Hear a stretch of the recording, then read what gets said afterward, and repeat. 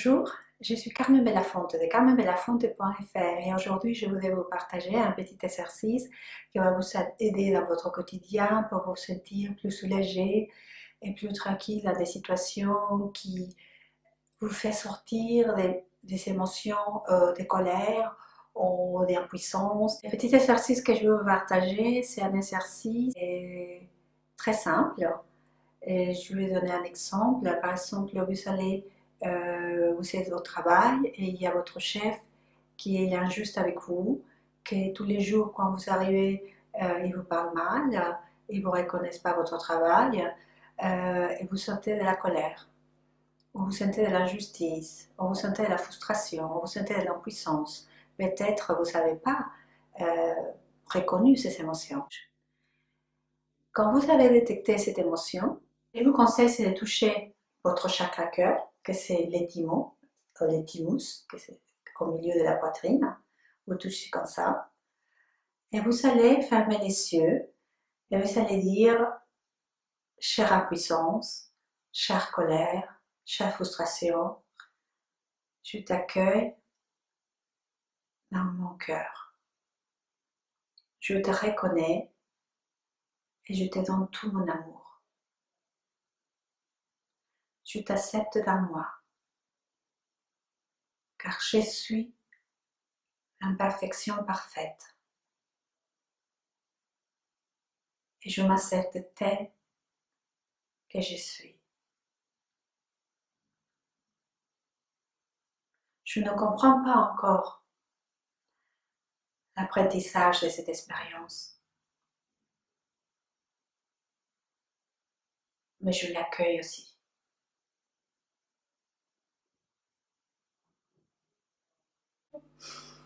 Et pour comprendre mieux cet exercice, gentiment, une des personnes qui vient me voir depuis un an, elle s'appelle Automne, et elle va vous expliquer son expérience et comment elle a intégré l'exercice pour apaiser vos sentiments émotionnels forts au quotidien.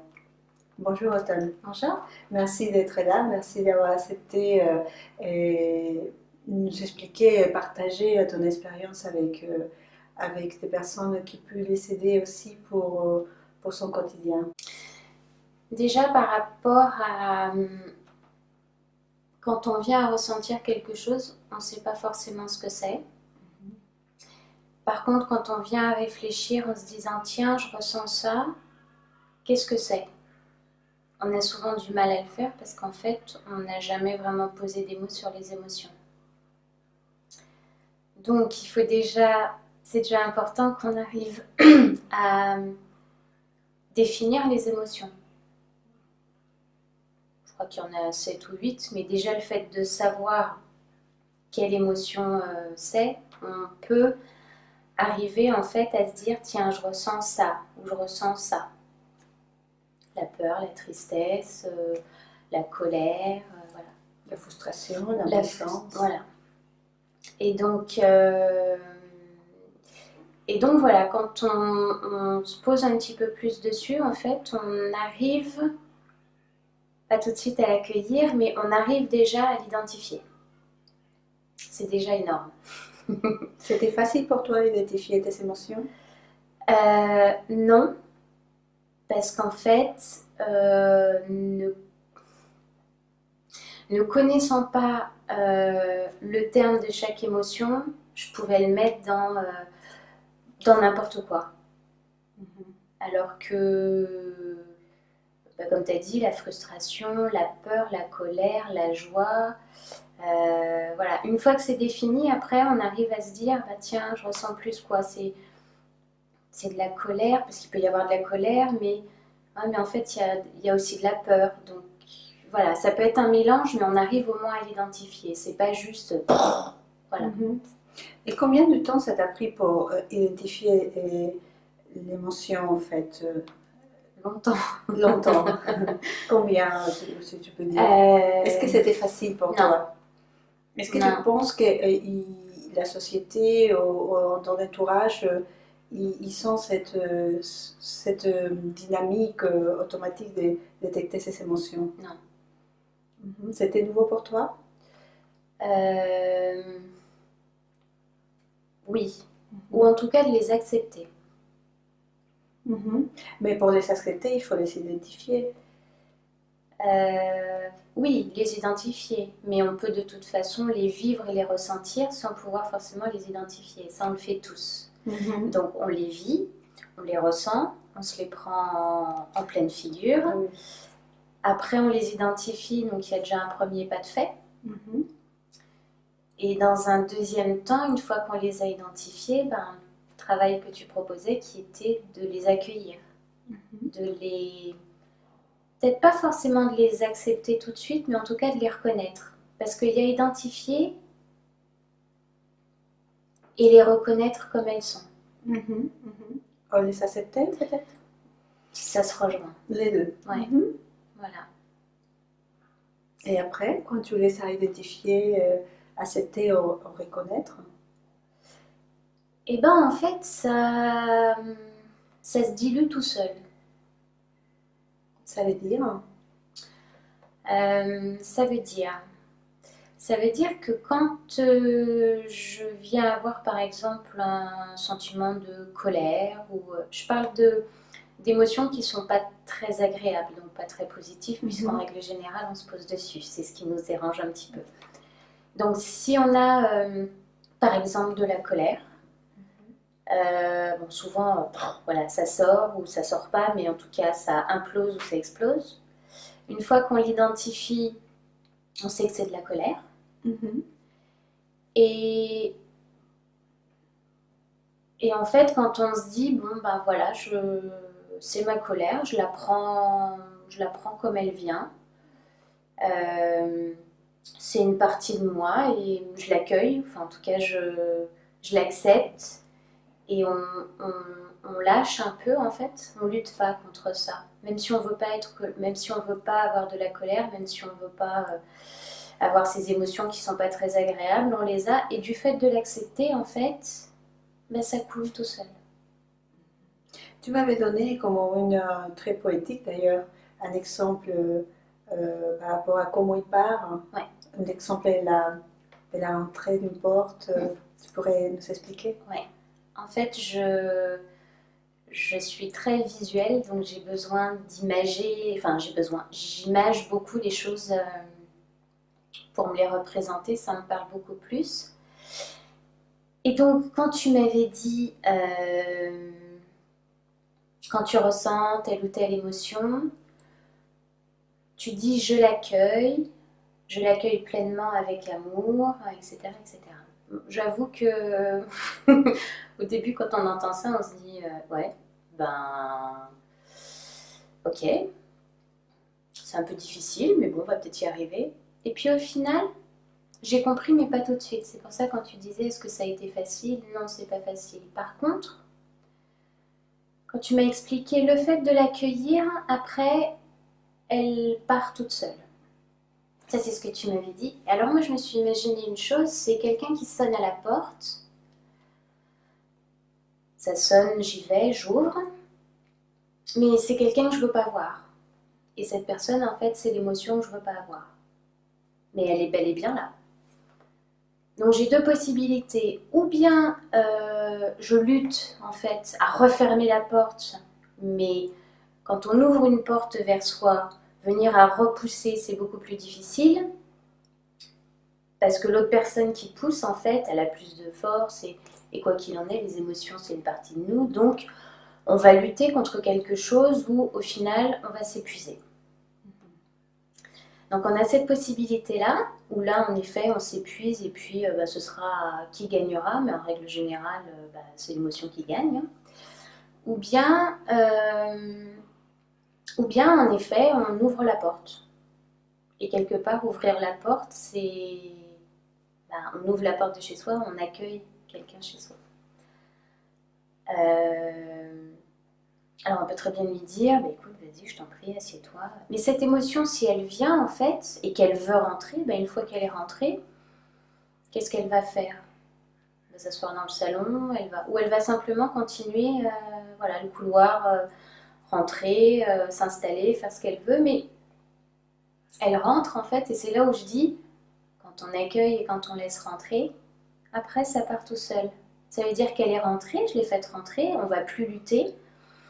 Et puis au final, après, ben voilà, ça s'estompe. Et peut-être aussi, en continuant ta vision imaginaire, c'est que si tu l'accueilles avec amour, avec beaucoup de compassion, beaucoup d'amour, et cette colère, elle va s'asseoir, elle va t'embrasser, on va avoir un bon thé, et on va être en paix ensemble. Et après, comme tu avais dit, ça va dissoudre, ça va peut-être même disparaître. En tout cas, c'est l'expérience que j'en ai faite pour les émotions négatives. Et tu continues à le faire? Oui. Ah oui.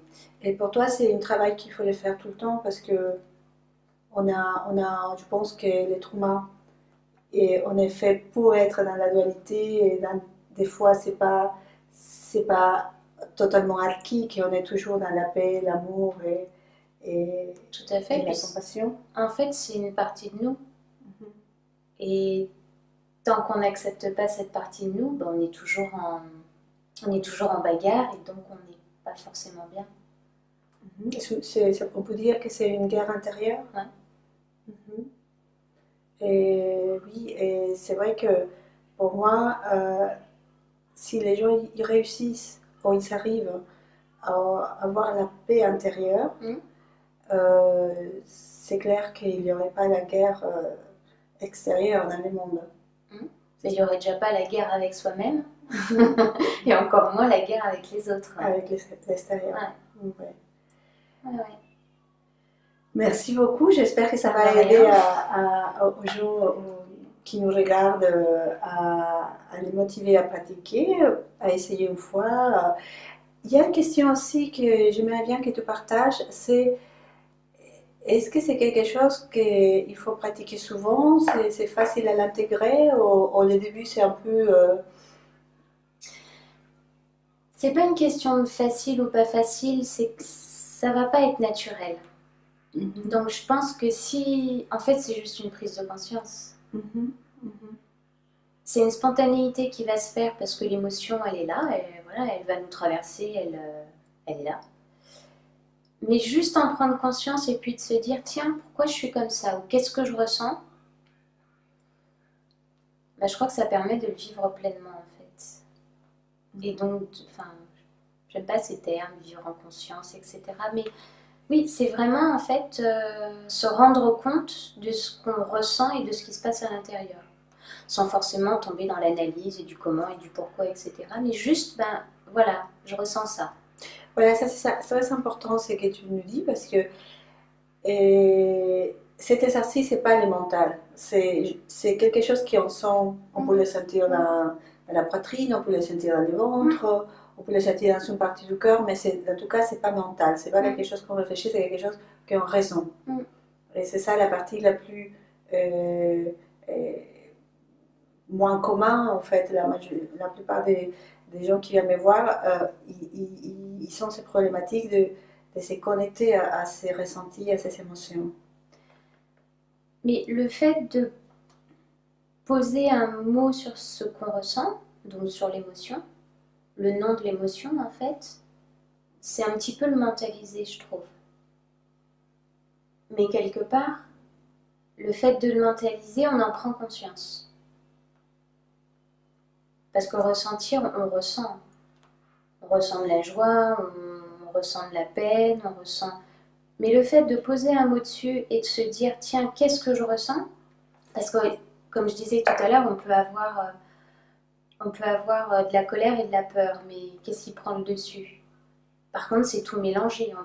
On va ressentir quelque chose ou avoir des réactions qui vont traduire la peur ou la colère, mais le fait de poser le mot dessus et de se dire ah oui, je me suis énervée, j'étais en colère, j'étais ok, mais qu'est-ce qu'il y avait derrière ça? Ah ouais, il y avait de la peur.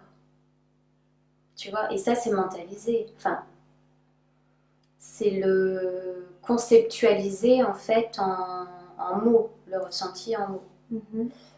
Mais par contre, après, ça permet en effet de savoir ce qui se passe, savoir ce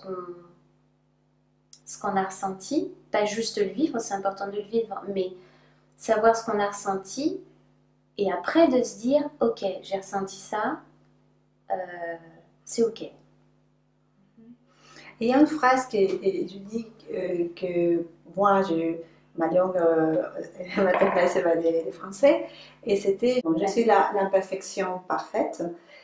Et, et après, tu m'avais dit, et la phrase, tu l'avais bon, dit de notre façon, mais je trouve que c'était mieux, c'était je suis l'imperfection plus parfaite. C'était ça? Oui. Et quand tu dis cette phrase, la première fois que tu l'as dit, qu'est-ce que tu as ressenti? Comment tu l'as pris? Alors déjà, quand toi tu me l'as dit, je suis l'imperfection parfaite, tu viens de dire, ah, je suis l'imperfection parfaite. Mais en fait, je suis l'imperfection, mais cette imperfection-là, elle est parfaite.